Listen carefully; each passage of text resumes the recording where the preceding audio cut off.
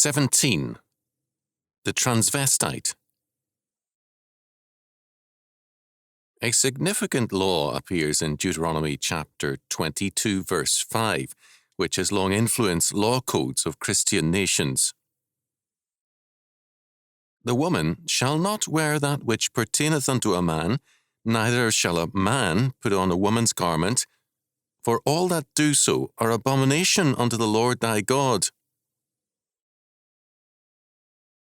The word abomination is of particular interest here.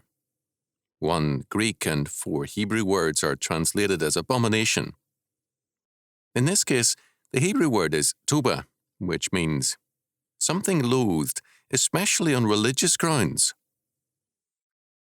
The word is used to denote that which is particularly offensive to the moral sense, the religious feeling, or the natural inclination of the soul. The law here, however, designates the person as an abomination to the Lord. Thus, not the act or thing, but the individual is singled out for this abhorrence. No penalty is specified for the crime. It is a misdemeanor, and the punishment is left to the discretion of the lawmakers. The comments of biblical scholars are of interest. Wright saw it as part of the requirement of physical perfection, the duty to respect and maintain the body as God gave it, without mutilation or confusion. He stated that it is a law appearing only here and usually interpreted as directed against the simulated changes of sex in Canaanite religion. Evidence of the latter is derived, however, from sources which are much later than Israelite times. It may be that the motivation comes from the Israelite abhorrence of all that is unnatural. Compare verses 9 to 11, exegesis on chapter 14, verses 1 and 2, though in point of fact we have no certainty as to what lay behind it. Kyle and Delitzsch are especially helpful. As the property of a neighbour was to be sacred in the estimation of an Israelite, so also the divine distinction of the sexes, which was kept sacred in civil life by the clothing peculiar to each sex, was not to be less but even more sacredly observed. There shall not be man's things upon a woman, and a man shall not put on a woman's clothes. Things does not signify clothing merely, nor arms only, but includes every kind of domestic and other utensil. The immediate design of this prohibition was not to prevent licentiousness or to oppose idolatrous practices, but to maintain the sanctity of that distinction of the sexes which was established by the creation of man and woman, and in relation to which Israel was not to sin. Every violation or wiping out of this distinction, such even, for example, as the emancipation of a woman, was unnatural, and therefore an abomination in the sight of God. The law, therefore, forbids imposing a man's duties and tools on a woman, and a woman's on a man. Its purpose is thus to maintain God's fundamental order. A man who allows his wife to support him when he is able-bodied has violated this law. Alexander's comments supported the same meaning. The divinely instituted distinction between the sexes was to be sacredly observed, and in order to this, the dress and other things appropriate to the one were not to be used by the other. That which pertaineth to a man, literally the apparatus of a man, including not dress merely, but implements, tools, weapons, and utensils. This is an ethical regulation in the interest of morality. There is no reference, as some have supposed, to the wearing of masks for the purpose of disguise, or to the practice of the priests at heathen festivals of wearing masks of their gods. Whatever tends to obliterate the distinction between the sexes tends to licentiousness, and that the one sex should assume the dress of the other has always been regarded as unnatural and indecent.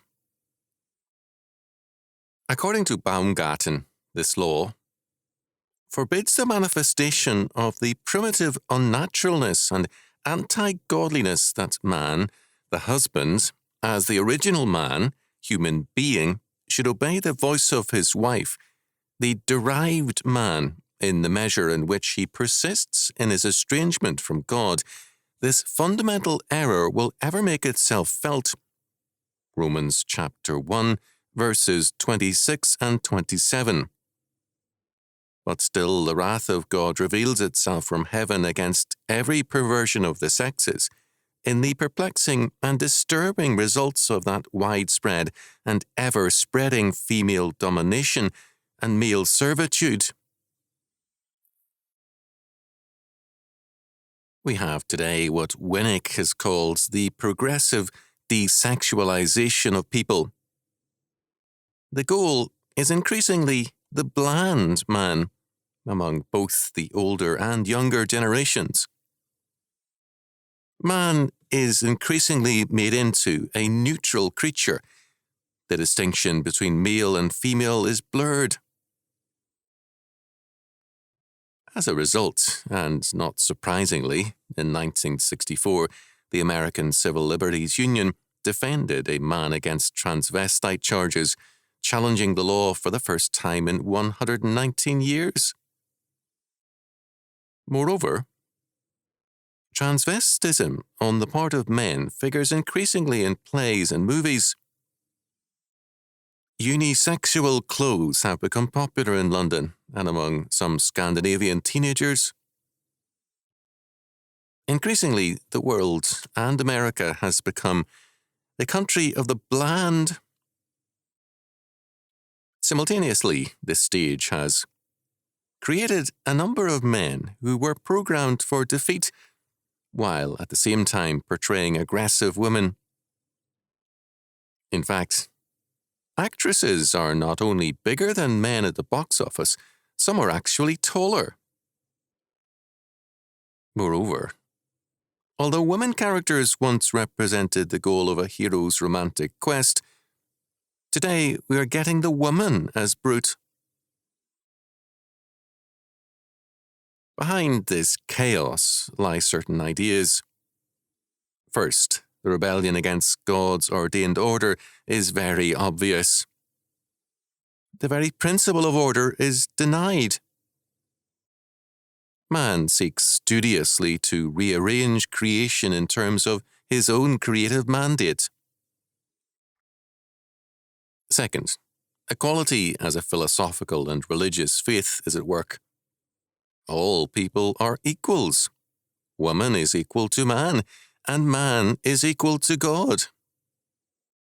As a result, there must be, in principle, a war against differences. Not only unisex, but uni-man is the goal, the bland, neutral person. Henry Miller sees the return to paradise only through the destruction of history, meaning law and morality. There must be a time of total destruction, the time of the assassins, and the new world can only come when the old world is forgotten. This means a period of anarchy, racial amalgamation, and universal human hermaphroditism, the birth of male and female in every individual, and then the new world may appear. To return now to the law for a fresh evaluation of its meaning, clearly it refers to garments, but its meaning is far broader. The law strikes at the general neutralization of the sexes and the confusion of their roles. The law insists on a strict line of division between male and female as the best and the God-ordained means of communication and love between them. The strength and character of male and female is best maintained by obedience to this law. It was once a strict principle of military conduct to enforce this law in every area. Thus, men in uniform were not permitted to push a baby carriage. It was unbecoming to the authority and strength the uniform represented to do a mother's work. If this seems now a trifling or amusing illustration, the fact is that it is still sound in principle. Its purpose was the preservation of the dignity and the masculinity of a fighting force. At the same time, under pre-World War I standards, an officer was expected to have, as were his men, versatile abilities. Their quarters had to be clean and properly cared for, and the ability to cook was not limited to the cook. The purpose was self-reliance and ability to survive. In the home, the man did no woman's work. In the barracks and in the field, the man had to be resourceful, able, and orderly in his life. The purpose of the law is to increase the strength and the authority of men and women in their respective domains. The strength of men is in being men under God, and the strength of women is in being women under God.